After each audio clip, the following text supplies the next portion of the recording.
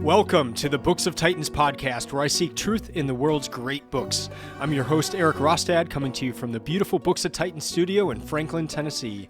My goal is to read 200 of the great books over the next 10 years and share what I'm learning. I'll talk a bit about each book, tie ideas together from a variety of genres, and share the one thing I always hope to remember from each of the great books. Today I'm going to cover two books. The first is Civilizations of Ancient Iraq by Benjamin and Karen Foster, and the second book is Gilgamesh, a new translation of the ancient epic by Sophus Helle. Now, these two books are complementary books. They're ancillary books to the main book, book one of the Great Books Project, which was the Epic of Gilgamesh. So for this reading project, for the Great Books portion of this reading project, what my plan is to read the Great Book.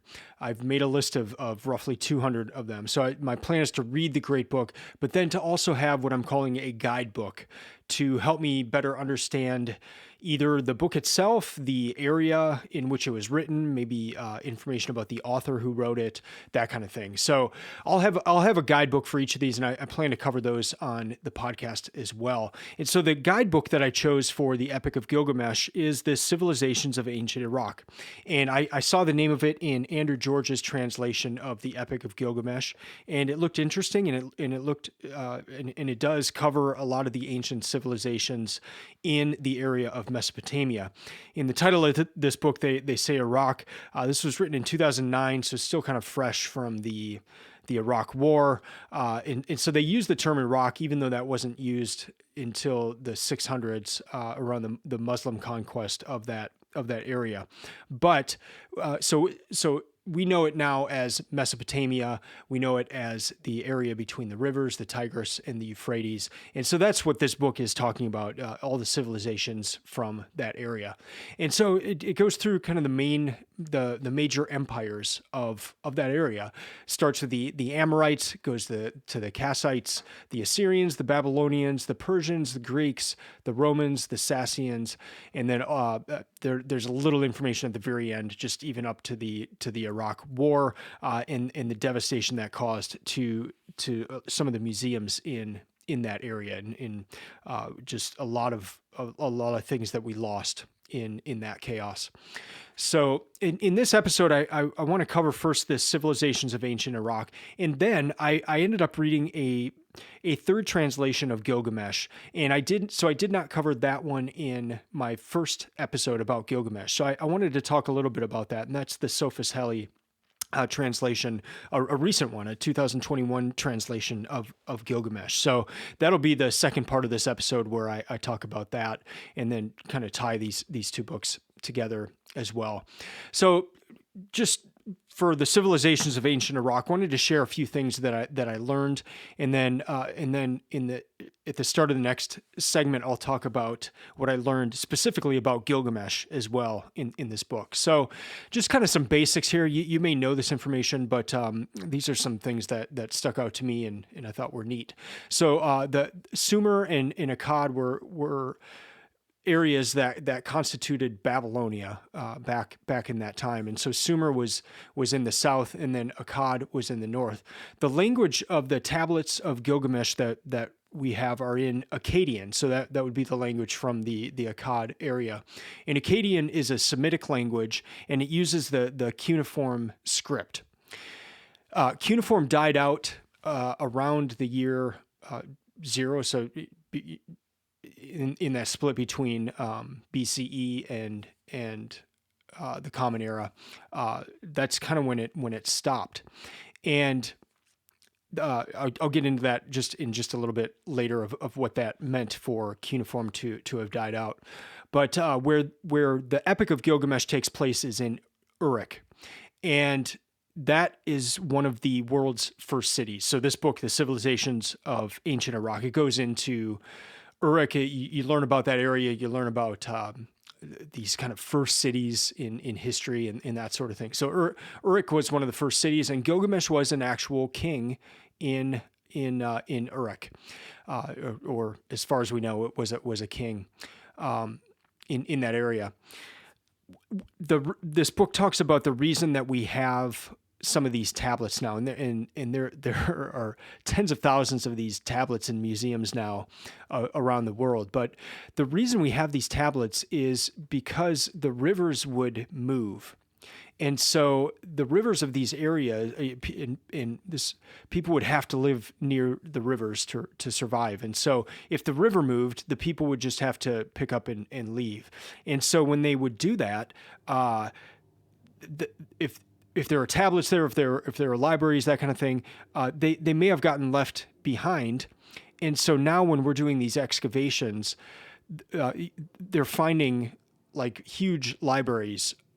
And that's because the people would have had to have moved, and then that area would have been unmolested for just hundreds of years. And so that's how we were able to get a lot of these tablets. Otherwise, they may have been lost if the area was attacked or that kind of thing. So kind of just a neat reason why we have and have discovered some of these tablets in the last 200 years in the tablet where we got the Epic of Gilgamesh as well. One of the greatest discoveries of these tablets was in the library of Ashurbanipal, who was king of Assyria from 668 to 627 before the Common Era, BC. And I just want to read a little bit about this king. He was a very learned man, and apparently he wrote some of these, or he would copy the stories, and it would be in his own hand. But here's a paragraph about him. Under his direction, thousands of tablets and writing boards were assembled at Nineveh and housed in at least two locations: his palace and the nearby temple of Nabu, god of wisdom and patron of writing. We do not know precisely how many documents the library originally contained, mainly because of the fragmentary nature of the material and the conditions under which it was excavated in the mid-19th century. Estimates range from 1,500 to more than 25,000 tablets, and from several hundred to 10,000 boards, depending on how the individual pieces are counted and on the number of tablets thought to be needed for a given work in its entirety. Even a conservative figure of 5,000 holdings, the library is the largest to survive from the ancient world. End quote. And then continuing on just a little bit later, Ashurbanipal gathered the texts for his library from institutional and private collections throughout the land. Scribes recopied most of them in carefully prepared editions, adding colophons in the name of the king, stating that the work was done for my life and for the well-being of my soul, to avoid disease and to sustain the foundations of my throne, and for my royal perusal. End quote. Part of what was found in this library were the Epic of Gilgamesh, the Creation Epic, which I have coming up as book 4 for the Great Books, and some other books as well. So we've gotten a lot from that particular library. And what's astonishing is just the sheer number of tablets that we have gotten from this area. So let me just read one thing here. This is towards the end of the book. But the sheer quantity of tablets, not to mention the time required for reading, copying, and translating each document, means that today all collections still contain large numbers of unpublished and, in some cases, uncatalogued holdings, as well as fragments that often are found to join other broken tablets. In recent years, previously unknown pieces of the Epic of Gilgamesh, for instance, have come to light as scholars have identified them in the British Museum, or among the tablets excavated at Assur more than 50 years ago and now housed in Berlin, end quote.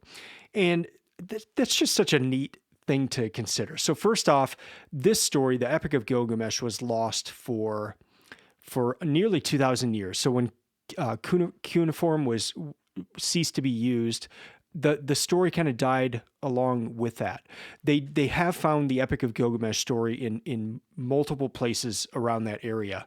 And in fact, they found it in Megiddo as well, which is in the area of the land of Israel. And it's actually where we get the name Armageddon, hill of Megiddo. And so it made it all the way to that area. And then you just think of from the Bible, when the people of the kingdom of Israel and the people of the kingdom of Judah, when they would have been exiled to Israel to Assyria and then Judah to Babylon, this Gilgamesh story would have been in the cultural air. I mean, this would have been known. So it's just kind of neat to think about that.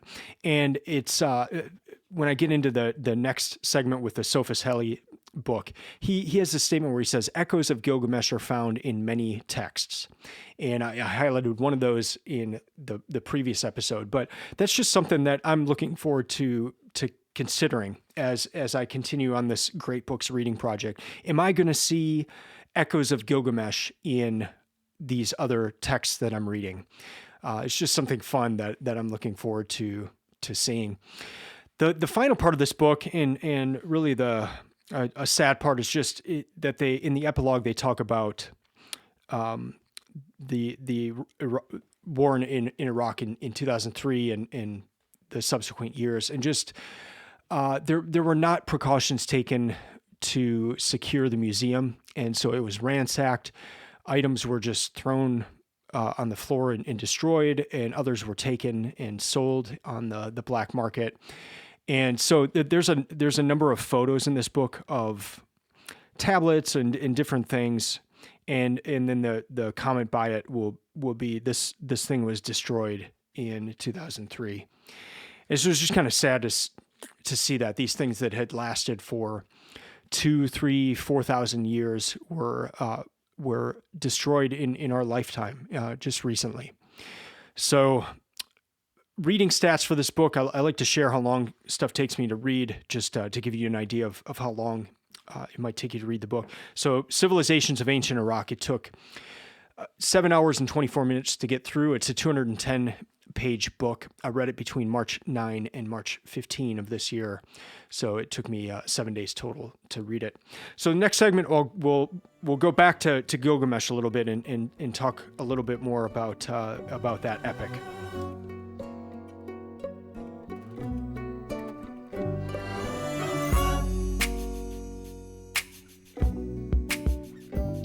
So the historical figure of Gilgamesh, or the legendary king of Uruk, Gilgamesh, was buried with his entourage. I learned this in Civilizations of Ancient Iraq. And you might think that sounds quaint, that, you know, he was surrounded by his all of his people and all that, but it's not like they were buried later with him. They were buried when he died. And this was apparently a common thing, but he was buried with his wife, children, senior wife, concubine, minstrel, cupbearer, barber, courtiers, palace attendants, and then also just a number of personal effects. But this is what this would have meant. Several of the royal graves reflect elaborate burial rituals in which as many as 74 people went to their deaths in order to accompany the tomb's principal occupant into the netherworld. Members of the court, soldiers, servants, and musicians, dressed in their finest, descended the tomb's sloping passage, followed by men driving oxen or asses hitched to wagons. When all were in place, they drank poison. The animals were killed, the bodies of beasts and people positioned, and the grave shafts filled with earth. End quote. So the legendary king Gilgamesh was buried with his entourage. They were all killed so that they could be buried with him. Nice, warm, fuzzy story there. So the other thing that was neat is just kind of reading subsequent the different cultures that and empires that took over in this area, all the way down to the Greeks. This book says that the proud old Babylonian scholarly families during the Greek period, the Hellenistic Babylonia, they still read the Epic of Gilgamesh. So this story has been around for a long time, but then it was lost for nearly 2,000 years, and we've just kind of rediscovered it. So it's neat to think about that, because you've got stories like the Odyssey and the Iliad, which have been around for a long time, but they never were lost. We've had them, and so people have been reading them this whole time, whereas with Gilgamesh, it was lost for 2,000 years. So there's almost this rediscovery. There's almost this freshness about it, even though we've had it for 150 years now. There's a little more freshness to it, and I just think that's neat. And the other really cool thing about it is with these tablets that we have, you'll see, if you see a picture of the most famous tablet that we have, Yale actually has it. But it's this tablet of Gilgamesh, of the epic of the story, and it's broken into three pieces. There's a photo of it in the Civilizations of Ancient Iraq book. It's broken into three pieces, and there's just this huge hole in the middle of it, and there's a huge hole at the bottom of it, and so that's just lost text.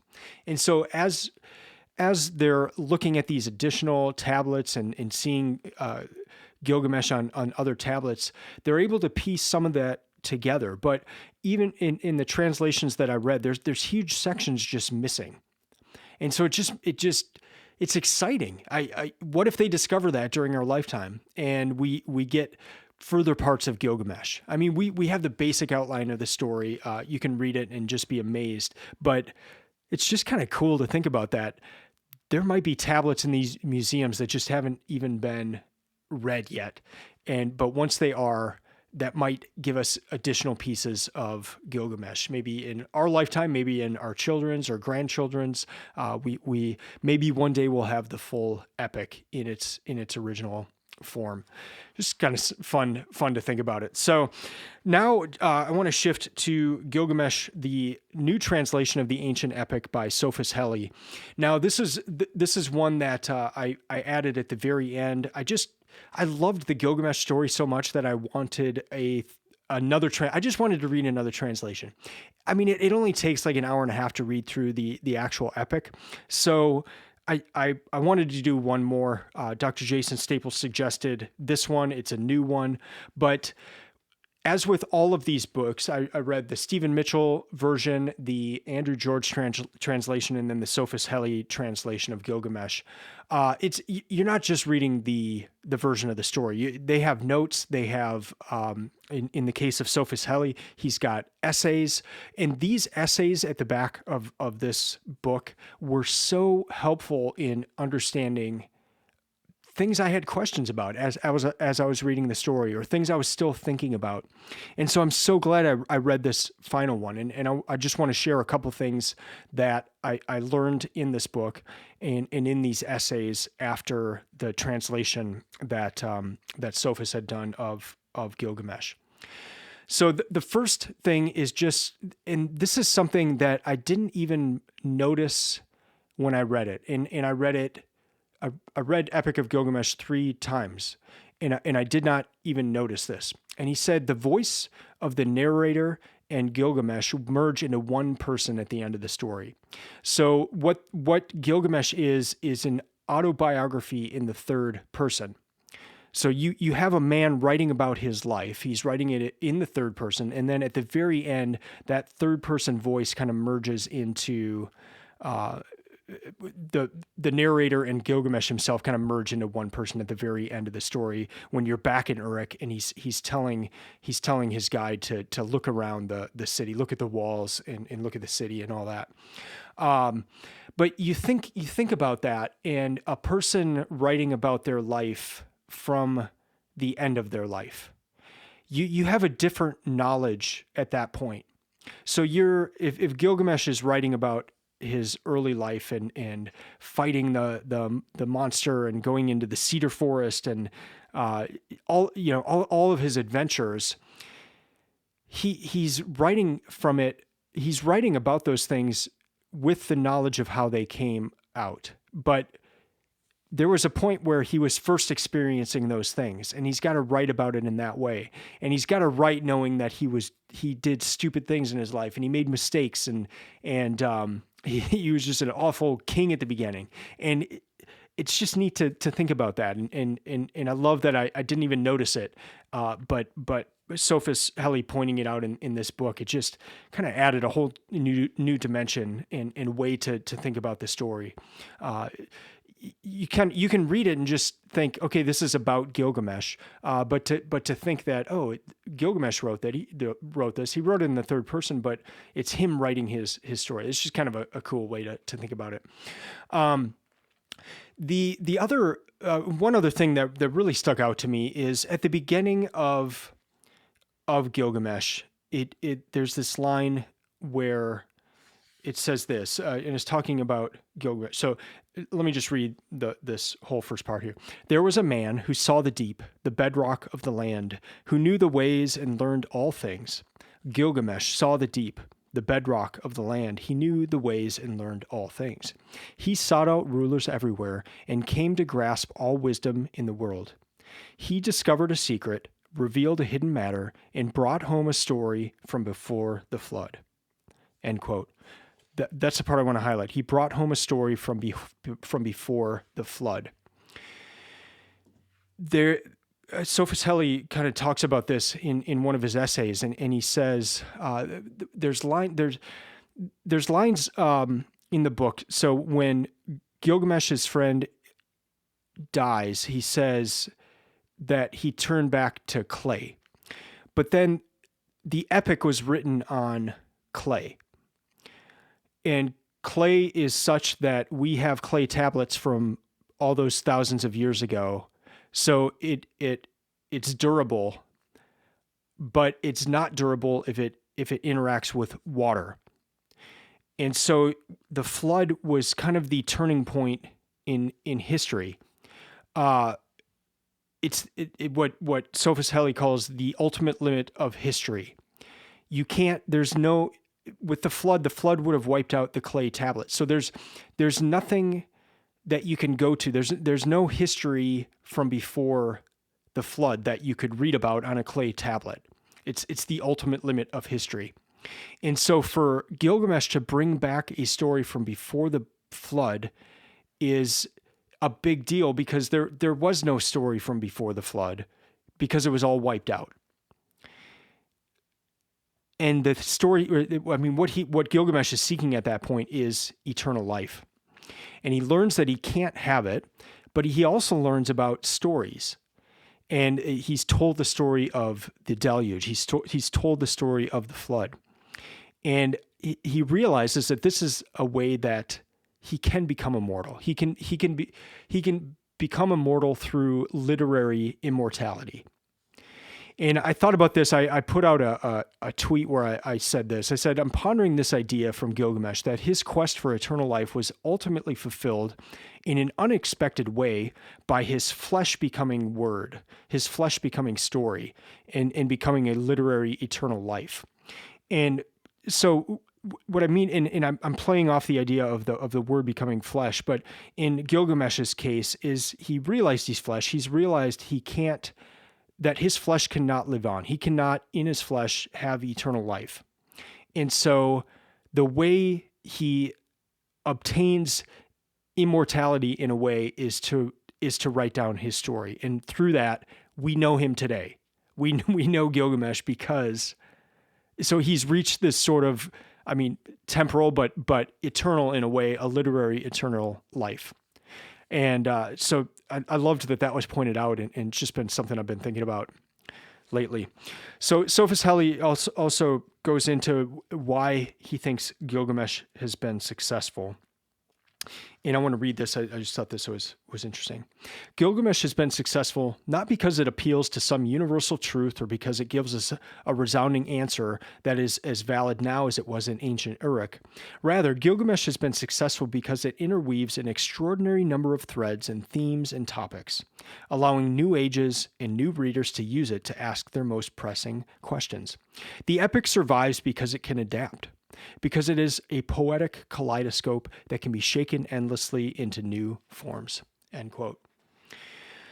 The final thing I want to highlight is just back to that flood story. And here's what Sophus Helle has to say about that. However it circulated, the story of the flood was not simply lifted from Gilgamesh and dumped into Genesis. The two texts reworked the same basic plot for their own ends.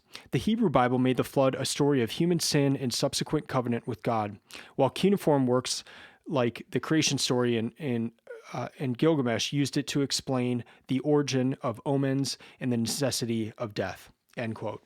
The other thing, the other difference in the flood story is just that the reason there was a flood in Gilgamesh is that the gods were just sick of the noise of the people.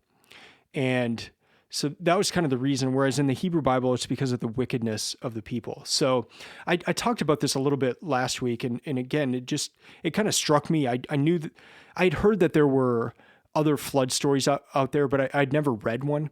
And so to know that this flood story was like 1,000 years before the one in the Hebrew Bible, just was shocking in a way, but just interesting as well. And so, yes, there's a similar story. There's a similar, like, sending birds out to look for dry land and all that. There's a lot of similarities there, but the initial reason for the flood is different, and then the ramifications of the flood are different in the two accounts, the one in Gilgamesh and then the one in the Hebrew Bible. So I loved that Sophus Helle went into that.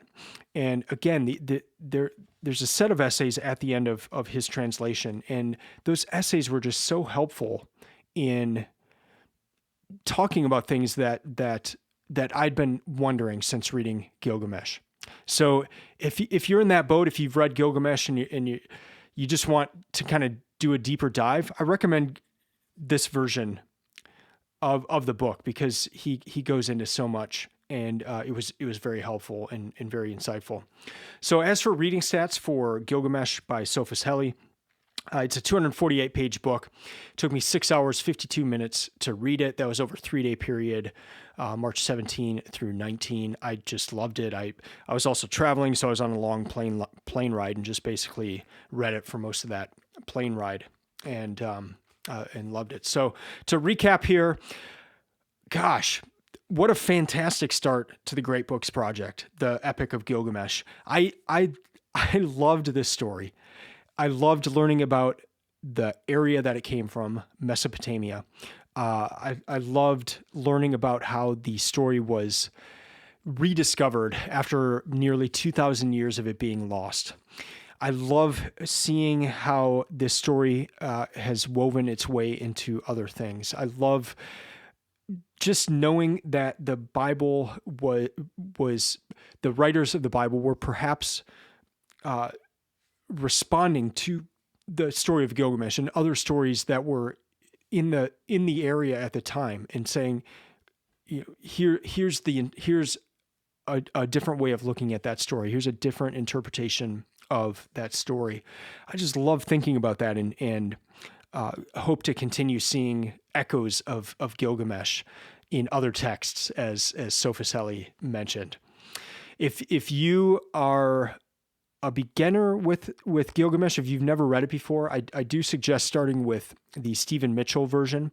It's just so easy to read, and if you just need the basic gist of the story, start with that. If you want to go deep, get the Andrew George translation, which is kind of the gold standard, and that's the one that is put out by Penguin Classics. And then if you just want a deeper dive and a fresh translation, get the Sophus Helle one. It was great. The translation was great, but then just the essays at the end were fantastic. And if you want to dig deeper into the area in which Gilgamesh came, Civilizations of Ancient Iraq was a great book for that. So I do hope you read Gilgamesh at some point in your life. I've just been amazed with it and have loved it, and you can get through it rather quickly.